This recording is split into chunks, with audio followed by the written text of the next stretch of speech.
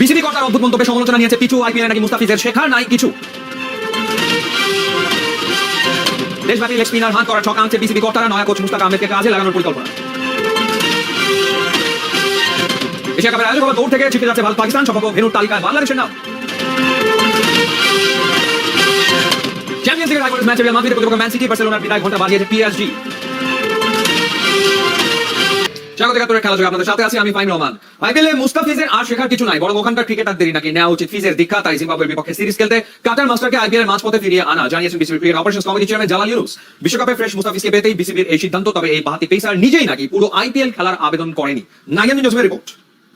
দুহাত তুলে ভাবছেন মুস্তাফিজ, ছবিটা তার বর্তমান অবস্থারই যেন প্রতিচ্ছবি। আইপিএল নাকি জাতীয় দল, কোথায় খেলা উচিত? কেউ বলছেন বিশ্বকাপের আগে ফিজকে চেন্নাই তাঁবুতেই থাকা উচিত, আবার কেউ বলছেন জাতীয় দলে খেলাটাই যৌক্তিক। যুক্তি তর্কে নতুন করে এবার মুস্তাফিজকে ফিরিয়ে আনার ব্যাখ্যা দিয়েছে বিসিবি।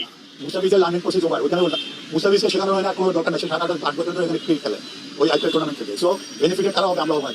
ক্রিকেট চেয়ারম্যানের এই ব্যাখ্যার সাথে অনেকের আপত্তি থাকাটা অস্বাভাবিক না, কিন্তু মুস্তাকে আইপিএল থেকে দেশে ফিরিয়ে আনার পেছনে বিসিবির যে চিন্তা, তার পেছনে আছে শক্ত যৌক্তিকতা। বিশ্বকাপে যে করেই হোক ফ্রেশ মুস্তাফিজকে চাই বিসিবি। প্রশ্ন উঠতেই পারে, অন্য দেশের বাকি ক্রিকেটাররাও তো আইপিএল খেলেই বিশ্বকাপে যাচ্ছে, তাহলে মুস্তাফিজকে নিয়ে সমস্যাটা কোথায়? উত্তর, সেটা পেসারকে নিয়ে এক বিন্দু চুমকি নিতে চায় না বিসিবি। ইনজুরি প্রবণতা থাকায় জিম্বাবুয়ের বিপক্ষে সিরিজেও রাখা হবে পর্যবেক্ষণে, খেলানো হবে বুঝে শুনে। কারণ বিশ্বকাপের আগে ইউএস এর সাথে 3 ম্যাচের সিরিজ থেকেই টিম ম্যানেজমেন্ট মুস্তার সেরা পারফরম্যান্সটা দেখতে চাইছে। ওইখানে আইপিএল খেলাটা তারা মনে হয় আপনাদের কাছে 4 ওভারের খেলা, কিন্তু এটা জানেন কত ধকল নিতে হয়। রাত্রের বেলাও কিন্তু তাদের ট্রাভেল করতে হয়। খেলা শেষে যে রাতে একটা সময় এয়ারপোর্টে ঘুরে থেকে তাদের ট্রাভেল করতে হয়, এটা অনেক কষ্ট। মুস্তাফিজকে দেশে ফিরে আনানো মানে কি আমরা জিম্বাবুয়ে সিরিজে খেলাবো তা না। আমরা তাকে ওয়ার্কলোড দিব, প্রেশার কমাবো, দলের সাথে থাকবে, আন্ডারস্ট্যান্ডিং থাকবে। একটা বড় কাপ, একটা বড় ইভেন্টে যাচ্ছে, ইভেন্টের আগে যাতে প্লেয়ারদের সাথে একসাথে থাকতে পারে, যেতে পারে। কারণ তারপরে গিয়ে কিন্তু এই মে মাসে কিন্তু আমাদের খেলা শুরু হয়ে যাবে তিনটা ইউএস এর সাথে। তাকে তো এখানে অ্যাক্লামেটাইজ করতে হবে নিজেকে। দিন শেষে মুস্তাফিজ আর টিম বাংলাদেশের জন্য যে সিদ্ধান্তটা সঠিক, সেই পথেই হেঁটেছে বিসিবি। কিন্তু এই সময় আইপিএল না জাতীয় দল, কোথায় খেলতে চেয়েছিল মুস্তাফিজকে যতদূর পর্যন্ত আমরা এনওসি দিয়েছি 30 তারিখ পর্যন্ত, এবার ভেরি মাচ হ্যাপি। পরে যখন ওদের ফ্র্যাঞ্চাইজি যখন আমাদের কাছে রিকোয়েস্ট করেছে, ওই রিকোয়েস্ট করতে আরেকটা ম্যাচ খেলার জন্য। পরবর্তী কিন্তু টানা খেলার জন্য কিন্তু কোনো রিকোয়েস্ট আসে না আমাদের কাছে।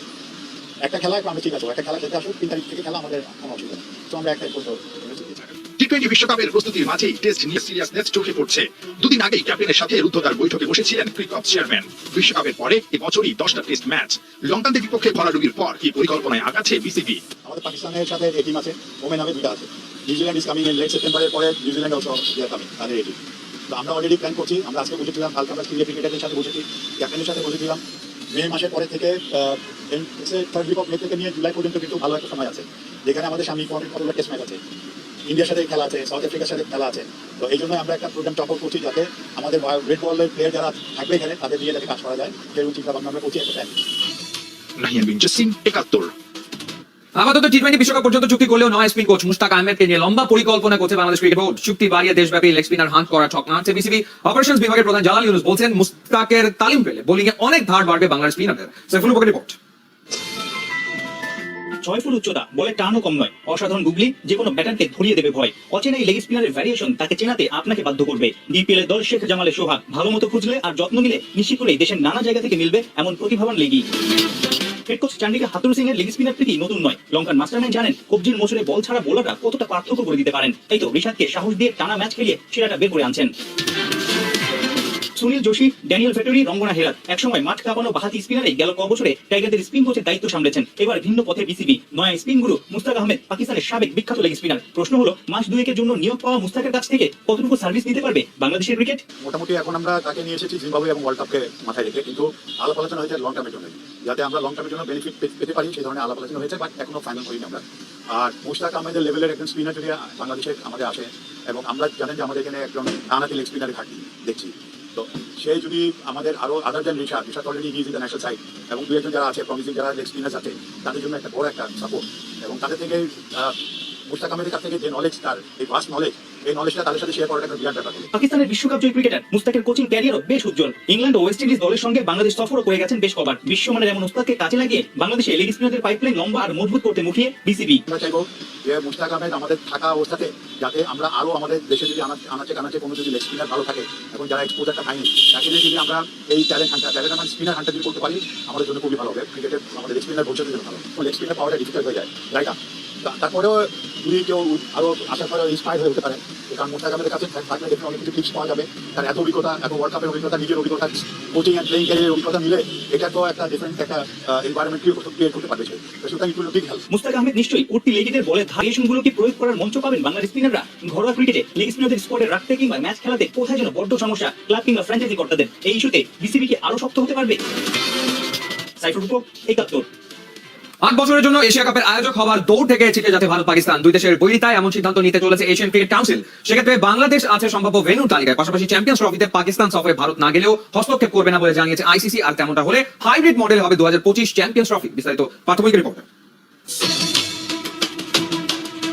মাঠের ভেতর বন্ধুত্ব, মাঠের বাইরে উত্তেজনা চূড়ান্ত।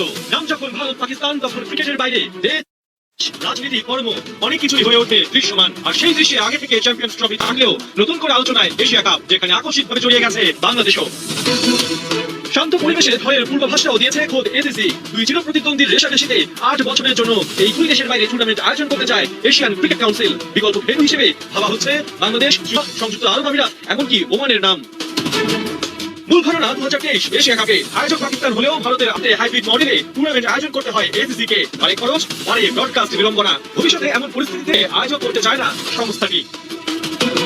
এশিয়া কাপের আগে চ্যাম্পিয়ন্স ট্রফি নিয়ে শুরু হয়েছে আরেক সমস্যা। 2025-এ চ্যাম্পিয়ন্স ট্রফি খেলতে ভারত পাকিস্তান সফর করবে, এই নিশ্চয়তা পেয়েই বাবররা বিশ্বকাপ খেলতে ভারত যায়। কিন্তু ওয়ার্ল্ড কাপ শেষ হতেই বিসিসিআই নিয়েছে ইউটার্ন। তাদের সাফ কথা, সরকার থেকে গ্রিন সিগন্যাল না পেলে পাকিস্তানে যাবে না টিম ইন্ডিয়া।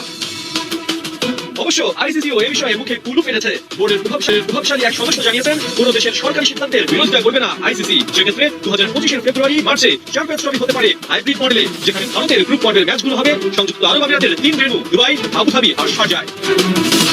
শেষ পর্যন্ত সিদ্ধান্ত কি হবে তা জানা না গেলেও এটা নিশ্চিত, ভারত পাকিস্তানের বৈরিতায় শেষ মুহূর্তেই আসবে সিদ্ধান্ত। পার্থবণিক, ৭১। গেল কয়েক বছর ধরে উৎসব মুখর পরিবেশে অনুষ্ঠিত হচ্ছে বঙ্গবন্ধু ও বঙ্গমাতা গোল্ড কাপ প্রাথমিক বিদ্যালয় ফুটবল টুর্নামেন্ট। চলতি আসরের ফাইনাল শনিবার আর্মি স্টেডিয়ামে প্রধান অতিথি হিসেবে থাকবেন প্রধানমন্ত্রী শেখ হাসিনা। অন্যভাবে রিপোর্ট।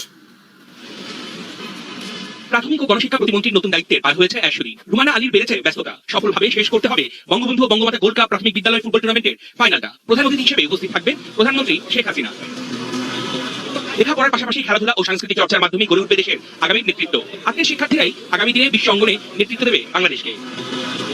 অংশগ্রহণকারী বিচারে বঙ্গবন্ধু ও বঙ্গমাতা গোল্ড কাপ ফুটবল টুর্নামেন্টকে বিশ্ব ফুটবলের সবচেয়ে বড় ফুটবল উৎসব বললে মোটেও ভুল হবে না। বালক আর বালিকা এই দুই ক্যাটাগরিতে এবারের আসরে অংশ নেয় 22,22,026 জন। ইউনিয়ন, উপজেলা, জেলা ও বিভাগীয় পর্যায়ের পর চূড়ান্ত পর্বের ফাইনাল। বঙ্গবন্ধু গোল্ড কাপ টুর্নামেন্টটিকে নিয়ে এবং বেগম ফজিলাতুন্নেসা মুজিব টুর্নামেন্টটিকে নিয়ে যেটা আমাদের প্ল্যান, সেটা হচ্ছে আমরা যাতে গিনেস ওয়ার্ল্ড বুকে আমরা নাম লেখাতে পারি, সেই চেষ্টাটুকুই আমরা আসলে এখন করে যাচ্ছি। প্রাইমারি থেকে এই যে ছেলে এবং মেয়েরা যেভাবে একটা পর্যায়ে ক্লাস 5 পর্যন্ত তাদেরকে গ্রুমিং করছে এবং এটাকে কন্টিনিউশনটা যেন থাকে ক্লাস 10 পর্যন্ত কিভাবে কন্টিনিউ করা যায়, তাহলে আমরা আশা করছি যে আরো বিশ্বমানের খেলোয়াড় এখান থেকে আমরা তৈরি করতে পারবো। শিক্ষার মান বৃদ্ধি ও স্থানীয় জনগণের সম্পৃক্ততা বৃদ্ধির জন্য পড়ালেখার পাশাপাশি খেলাধুলার মাধ্যমে শিক্ষার্থীদের শারীরিক ও মানসিক বিকাশ, প্রতিযোগিতার মাধ্যমে শিক্ষার্থীদের মনোবল বৃদ্ধি সহ খেলোয়াড় সুলভ মনোভাব গড়ে তোলার লক্ষ্য নিয়ে এই আয়োজন। প্রাথমিক ও গণশিক্ষা প্রতিমন্ত্রী নিজের খেলাধুলার আগ্রহ থেকেই এই আসরকে আরো বহুদূর এগিয়ে নিয়ে যেতে চান। অনেক জায়গায় ব্যাডমিন্টন খেলেছি, অনেক জায়গায় শিশুদের সাথে ফুটবল খেলেছি, অনেক জায়গায় ওরা তো শীতের সময় আসলে ধান খেতে নেমে যায় খেলতে, বৃষ্টি হলে মাঠে নেমে যায় খেলতে। তো এরকম অনেক ছবি আমার আছে যে আমি খেলতে পছন্দ করি। এটার জন্য আমার যা কিছু করা দরকার আমি সেটুকু করছি। ছেলেদের বঙ্গবন্ধু গোল্ড কাপের ফাইনালে জামালপুরের তরগোলবাড়ির প্রতিপক্ষ রংপুরের তালিমগঞ্জ সরকারি প্রাথমিক বিদ্যালয়, আর মেয়েদের বঙ্গমাতা গোল্ড কাপের ফাইনালে ব্রাহ্মণবাড়িয়ার বাঞ্ছারামপুরের মুখোমুখি হবে লালমনিরহাটের টেকুরবাড়ি বিদ্যালয়। অর্ণপাপি, ৭১। ইংলিশ ফুটবলের মান বাঁচাতে রাতে চ্যাম্পিয়ন্স লিগের মাঠে নামছে দুই জায়ান্ট ক্লাব। কোয়ার্টার ফাইনালের প্রথম লেগে 2-2 গোলে ড্র করে আর্সেনাল এবার নামবে বায়ার্ন মিউনিখের মাঠে। অন্যদিকে দিনের সবচেয়ে বড় ম্যাচে ম্যানচেস্টার সিটি মোকাবেলা করবে আসরের সফলতম দল রিয়াল মাদ্রিদের। দুটো ম্যাচই শুরু রাত 1টায়। সিটি রিয়াল জমজমাট দ্বৈরথে হাফ ডজন গোলের প্রথম লেগ 3-3 গোলে ড্র হয়। গেল সিজনে তাদের দেখা হয়েছিল সেমিফাইনালে। প্রথম লেগ 1-1 গোলে ড্র করলেও পেপ গার্দিওলার দলের কাছে পরের ম্যাচে 4-0 গোলে বিধ্বস্ত হয় স্প্যানিশ জায়ান্টরা। ওই সিজনে প্রথমবারের মতো ইউসিএল ট্রফি ঘরে তোলে দ্য সিটিজেন্স। এবারও তাদেরকে ফেভারিট মানতে হচ্ছে। রিয়ালের বিপক্ষে গেল 3 হোম ম্যাচেই জয় আছে ডিফেন্ডিং চ্যাম্পিয়নদের। দু দলের গেল 5 হেড টু হেড লড়াইয়ে দেখা মিলেছে 23 গোলের। হালান্ডকে নিয়ে বাড়তি সতর্ক অ্যানচেলোতি। রিয়াল তাদের অন্যতম অস্ত্র হতে পারেন জুডে বেলিংহাম। ইউসিএলে এখন পর্যন্ত 4টা করে গোল আর অ্যাসিস্ট আছে এই ইংলিশ মিডের। ওদিকে বায়ার্নের সাথে আর্সেনালের অতীত রেকর্ড মোটেও সুখকর নয়। সেটা মাথায় রেখে বাভারিয়ানদের মাঠে নামছে মিকেল আর্তেতার দল। এই ভেন্যুতে সবশেষ 2 ম্যাচে 5-1 গোলে পিছিয়ে ইংলিশ ক্লাবটা। বায়ার্নের বিপক্ষে শেষ 6 অ্যাওয়ে ম্যাচে তারা জিততে পেরেছে মোটে একবার। এই ম্যাচ জিততে মাত্র তৃতীয়বারের মতো চ্যাম্পিয়ন্স লিগের সেমিতে উঠবে গানাররা। সবশেষ এমনটা হয়েছিল 2009 সালে। চ্যাম্পিয়ন্স লিগের কোয়ার্টার ফাইনাল থেকে এক রাতে দুই স্প্যানিশ জায়ান্টের বিদায়। দ্বিতীয় লেগে আতলেতিকো মাদ্রিদকে 4 গোলে হারিয়ে 5-4 অ্যাগ্রিগেটে সেমি টিকিট নিশ্চিত করেছে বরুসিয়া ডর্টমুন্ড। আর এক ম্যাচে ঘরের মাঠে পিএসজি আছে 4-1 গোলে ভরাডুবিতে 6-4 ব্যবধানে বাদ পড়েছে বার্সেলোনা। প্রথম লেগে 3-2 গোলে হেরে মঙ্গলবার রাতে ন্যু ক্যাম্পে নেমেছিল পিএসজি। তবে দুর্দান্ত এমবাপেতে 10 জনের বার্সেলোনাকে ধসিয়ে দেয় পিএসজি। ফিরতি লেগের শুরুতে বার্সার হয়ে গোল করে কাতালানদের জয় প্রায় নিশ্চিত করে ফেলেছিলেন রাফিনিয়া, কিন্তু আধ ঘন্টা না পার হতেই রোনাল্ড আরোহর লাল কার্ড ঘুরিয়ে দেয় ম্যাচের মোর ফার্স্ট হাফে গোল শোধ করেন বার্সার সাবেক তারকা উসমান দেম্বেলে। সেকেন্ড হাফে ভিতিনা আর এমবাপে চড়াও হন স্বাগতিকের উপর 61 মিনিটে পেনাল্টি থেকে গোল করেন ফরাসি ফরওয়ার্ড। আর ওপেন প্লে থেকে জোড়া পূরণ করেন ম্যাচের 89 মিনিটে। প্যারিসে নিজের শেষ সিজনে চ্যাম্পিয়ন্স লিগ জয়ের আশাটা সেই সাথে বাঁচিয়ে রাখেন এই বিশ্বকাপ জয়ী তারকা। চ্যাম্পিয়ন্স লিগ সেমিতে পিএসজির সাথে দেখা হবে বরুসিয়া ডর্টমুন্ডের। আতলেতিকোকে হারিয়ে তারা নিশ্চিত করেছে সেমিফাইনাল। পরের মাঠে 2-1 ব্যবধানে হারলেও ঘরে এসে ফাইট ব্যাক করে তারা। ফার্স্ট হাফে 2 গোল করে এগিয়ে যায় পরিস্থিতি সামাল দিতে বিরতিতে একসাথে 3 বদলি খেলোয়াড় নামান আতলেতিকো বস দিয়েগো সিমিওনি। কাজে দেয় সেটা একটা আত্মঘাতী গোল। আর আনহেল করিয়ার স্কোর ভয় ধরিয়ে দিয়েছিল জার্মানদের দুর্গে। তবে স্কোর কার্ডে আরো 2 গোল যোগ করে বিপদ এড়িয়ে যায় ডর্টমুন্ড।